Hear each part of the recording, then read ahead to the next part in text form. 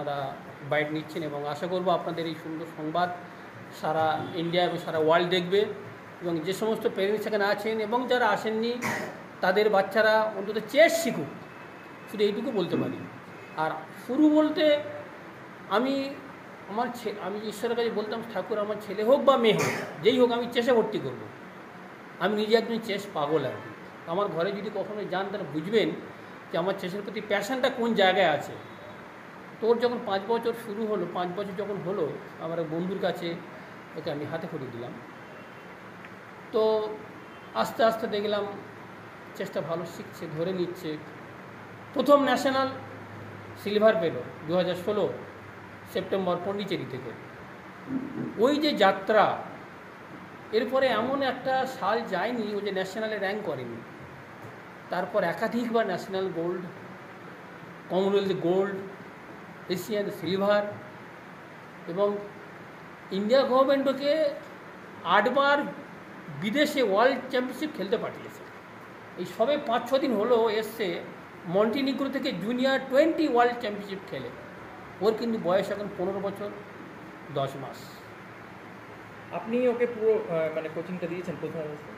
হ্যাঁ, প্রথম থেকে আমি ওকে, আমার আন্ডারে ফুল রয়েছে।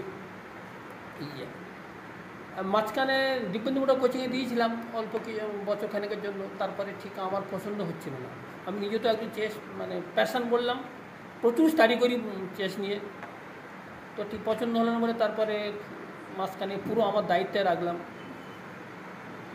যখন 2105 রেটিং হলো, এই এখন চেন্নাই গ্র্যান্ডমাস্টার আর.বি. রমেশ, বিশ্বনাথন আনন্দ, যারা সারা ওয়ার্ল্ড চেনে যাদের, তাদের আন্ডারে আপাতত রয়েছে। কিন্তু আমি 24 আওয়ার্স বা 24x7 পিছনে সব কিছু দেখি।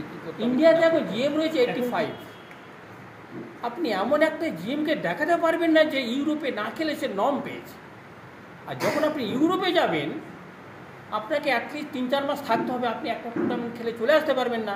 তো যখন 3-4 মাস থাকবেন, আপনি ভাবুন তো, এখন বাচ্চা মেয়ে 15 বছর সবে 10 মাস, তোকে তো একা পাঠানো যাবে না। আইদার আমাকে যেতে হবে, ওর মাকে যেতে হবে, বা কোনো কারোর সঙ্গে কোচকে পাঠাতে হবে।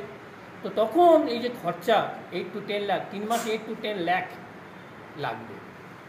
ও এতদিন নম পেয়েই যেত যদি এই খরচাটা বেয়ার করা যেত। সেটা আমার পক্ষে সরকারি খরচা মেলেনি না। এটা খুব মানে দুর্ভাগ্য যে আজও পর্যন্ত আমি আমাদের যে রাজ্য, তথাকথিত রাজ্য সরকার যিনি রয়েছেন, দিদি, 2017 সালে চেষ্টা করেছিলাম। ও তখন উজবেকিস্তান যাওয়ার ছিল এশিয়ান চ্যাম্পিয়নশিপ খেলতে, পাইনি। সেখান থেকে অভিমানে আর দিদির সঙ্গে কোনো যোগাযোগ করিনি। এখন ওকে সাউথের স্পন্সর E4 গ্রুপ রয়েছে, যেখানে বিশ্বনাথন আনন্দ রয়েছে এবং ওয়ার্ল্ডের বড় বড় অ্যাক্টর, অ্যাক্ট্রেস, বড় বড় ইন্ডাস্ট্রিয়ালিস্ট সবাই জুড়ি রয়েছে। আরও একজন রয়েছে আমাদের, যাকে আমরা ভগবান বলি, পি.বি. রবি কুমার। ওর জীবনে অ্যাঞ্জেল। উনি ওরকম চেন্নাইকে খোঁজ পান, এরকম একটা বাচ্চা বেঙ্গলে রয়েছে, কেউ কি স্পন্সর পাচ্ছেন না। ওনার আজ পর্যন্ত 8 to 10 লাখ স্পন্সর করেছেন, 8 to 10 লাখ। এবং এখন E4 গ্রুপ, যারা এই 3 বছরে প্রায় 4 to 5 লাখ অলরেডি দিয়ে ফেলেছে। সব কিন্তু খরচা হচ্ছে চেসের পিছনে। মানে আপনাদের, আপনি পেশায় কী করতেন? আমি দুটো স্কুলে পার্ট টাইম পড়াতাম, মানে টিউশন? হ্যাঁ, না, স্কুলে পার্ট টাইম পড়াতাম, পার্ট টাইম টিচার। ছেড়ে দিলাম। আমি নিজে একজন রাইটার, আমার ইংলিশে বই আছে মার্কেটে, তা লেখালেখি করি এবং আমার নিজস্ব কোচিং আছে, এডুকেশনাল একাডেমিক কোচিং সেন্টার আছে এবং চেসের কোচিং আছে। এবার কি হাবড়ায়ও মানে চেসের কোচিং? আমার ভালো লাগছে এখানে দাদার যে এই যে পরিবেশটা, এত সুন্দর পরিবেশ, কিন্তু এই অঞ্চলে এটা খুব মানে ইউনিক। মানে আমি স্যালুট দিই দাদাকে। আমরা চেস স্পেশালি যে উনি ডিরেক্টর, এত সুন্দর একটা এনভায়রনমেন্ট এইরকম জায়গায় নিয়ে এসছে। কলকাতা অনেক সুন্দর জায়গা, আমি বহু কোচিংয়ে দেখেছি। কত দাদা 28টা স্টেট চষে বেরিয়েছি, 8খানা দেশে ঘুরেছি আমি নিজে, ও 14খানা ঘুরেছি।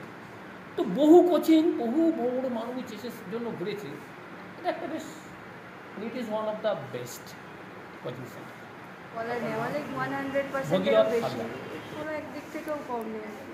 অন্যান্য যারা শিখছে দাবা, তাদের উদ্দেশ্যে কী বলবেন? আমি বলবো যে যারা দাবা শিখছে এখন, দাবা খেলতে গেলে প্রথমত তোমাকে একটা ফিক্স করে নিতে হবে যে কী করতে দাবা খেলছো। দাবার অনেক গুড সাইড আছে, but it's also very costly game. So একমাত্র যদি না মনে হয় যে তুমি গ্র্যান্ড মাস্টার হবে বা আইএম হতে চাও বা ওয়ার্ল্ড চ্যাম্পিয়ন হতে চাও, তাহলে চেস খেলাটা নাই উচিত। But chess should be played by everybody, it's a nice game. তোমার নামটা একটু যদি বলো। My name is Sneha Haldar. একবার বলুন, আমার নাম স্নেহা হালদার, কোথায় বাড়ি? বাড়ি কলকাতা। আপনাদের ক্লাস চলছে? আমাদের প্রথম এটা স্টার্ট করি 27শে অক্টোবর, ঠিক আছে। তো প্রথম এটা যেটা ভাবনাটা ছোটোবেলা থেকে আমার খুব দাবা খেলার ইচ্ছে ছিল, তো সেরকমভাবে আমি কখনো সুযোগ পাইনি। তো সেটাই আর কি বড় হয়ে এখন মেয়েকে শেখানো হয়, সে আমার ইচ্ছাটাই আর কি মেয়ের উপর দিয়ে ইয়ে করছে। তো মেয়েকে খেলতে নিয়ে যাওয়া বিভিন্ন জায়গায়, তো সবাই জিজ্ঞেস করে যে হাবড়ায় কোথাও আছে কিনা, এবং সেই জন্য আমি চেষ্টা করেছি যাতে হাবড়ার আশেপাশের মানুষরাও এখানে বাচ্চারা শিখতে পারে। তো সেই ভাবনা নিয়েই আর কি হাবড়াতে আমি একটা প্রতিষ্ঠান তৈরি করার চেষ্টা করেছি। এটা কবে থেকে আরম্ভ করা এটা হয়? 27শে অক্টোবর থেকে শুরু হয় ফার্স্ট। আজকে মূলত কে কে এসে আজকে আমাদের এখানে উপস্থিত হয়েছে স্নেহা হালদার, কমনওয়েলথ গেমসে যিনি গোল্ড মেডেল পেয়েছেন, ন্যাশনালে একাধিকবার গোল্ড মেডেল পেয়েছে, এছাড়াও এশিয়ানে সিলভার পেয়েছে। তো আজকে ওকে নিয়ে আসার কারণ হচ্ছে বাচ্চাদের, যাতে বাচ্চাদের সাথে ও একটু খেলতে পারে, উৎসাহ দিতে পারে, এবং তার দেখা দেখি যেন আরও 5টা বাচ্চা ওদের দেখে উৎসাহিত হয়ে আমাদের এখানে শিখতে আসে, সেই ভাবনা নিয়েই আজকে। কতজন স্টুডেন্ট আছে?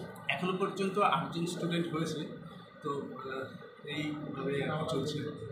আচ্ছা, এই বাইরে কি এরা কোথাও কোনো এইভাবে চেষ্টা হ্যাঁ, করেছে? আত্রেই দাস বলে একটি বাচ্চা এখন খেলছে, ঠিক আছে। তো অনেকবারই খেলেছে, র্যাপিড খেলেছে, তারপর ডেটিংও খেলেছে অলরেডি।